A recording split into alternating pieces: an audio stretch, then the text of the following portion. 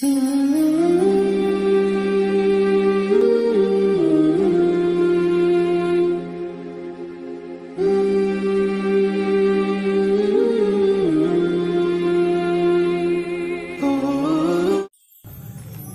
اللہ الرحمن الرحیم نحمده ونصلی علی رسوله الکریم اما بعد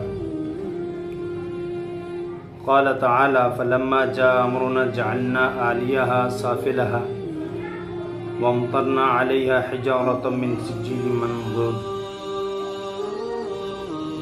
عن ابن مسعود رضی اللہ عنہ قال قال علیہ الصلاة والسلام لا تباشر المرأة المرأة فتنعتها لزوجها او تصفها لزوجها او للرجل كأنه ينظر إليها مسند احمد حدیث نمبر 4163۔ آپ حضرات جانتے ہیں کہ اس وقت اس معاشرے میں گناہوں کی بڑھتی ہوئی مقدار، شدت اور نفسانی شہوات اور شہوتوں کا اضافہ ہونا، اور اس کو مزید بڑھانے کے لیے، لواطت کو بڑھانے کے لیے، زنا کو بڑھانے کے لیے، زنا کو عام کرانے کے لیے اس وقت میرے عزیز دوستوں بزرگوں اس ملک میں کوشش کی جا رہی ہے۔ اس ملک میں کوشش اس بات کی جا رہی ہے کیسے زنا عام ہو جائے، کیسے لواطت عام ہو جائے۔ ایک کل حدیث کہ عن ابن عباس رضی اللہ عنہ قال لعن رسول اللہ صلی اللہ علیہ وسلم المخنثین من الرجال والمترجلات من النساء فقال اخرجوهم من بيوتكم وقال اخرج النبي صلی اللہ علیہ وسلم فلانا واخرج عمر رضی اللہ عنہ فلانا۔ ابن عباس رضی اللہ عنہ فرماتے ہیں کہ حضور اکرم صلی اللہ علیہ وسلم نے لعنت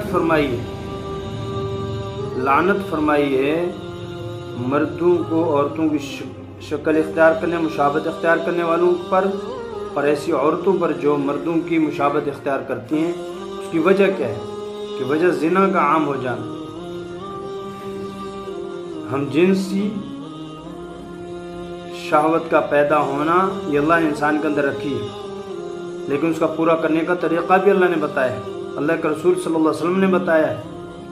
مسنون طریقہ اللہ کے رسول نے بتایا ہے کہ اس شہوت کو کس طریقے سے پورا کیا جائے۔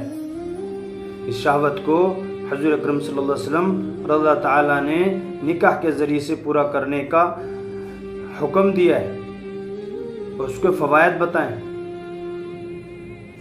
بلکہ نکاح پر اجر کا وعدہ ہے، نصف ایمان کی تکمیل ہے کہ نکاح کے ذریعے سے آپ اپنا ایمان مکمل کر سکتے ہیں، نکاح کے ذریعے سے آپ اجر کما سکتے ہیں، کہ اللہ کے رسول صلی اللہ علیہ وسلم نے اپنے گھر والوں سے ہم بستری کرنے پر اجر و ثواب کا وعدہ فرمایا ہے۔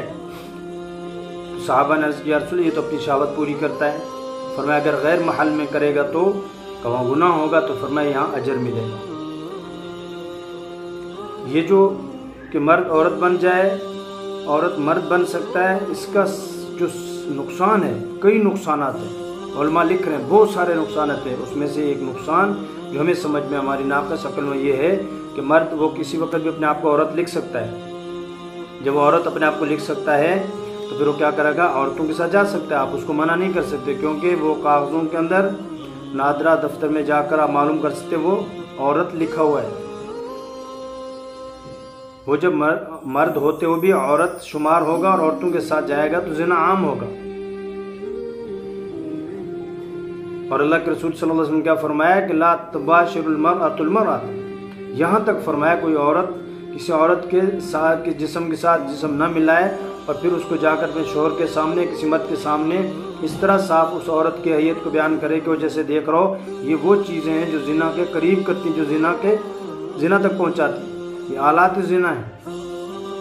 کسی عورت کا مرد ہو جانا، اور جب وہ عورت مرد ہے تو وہ کیا کر سکتی ہے؟ وہ مردوں کے ساتھ جا سکتی ہے، آپ نہیں منع کر سکتے اس کو، سفر وہ کر سکتی ہے، وہ عورت مردوں کے ساتھ سفر کر سکتی کیونکہ وہ مرد ہے، اس میں مرد لکھا ہوا ہے، اب وہ زنا عام ہوگا۔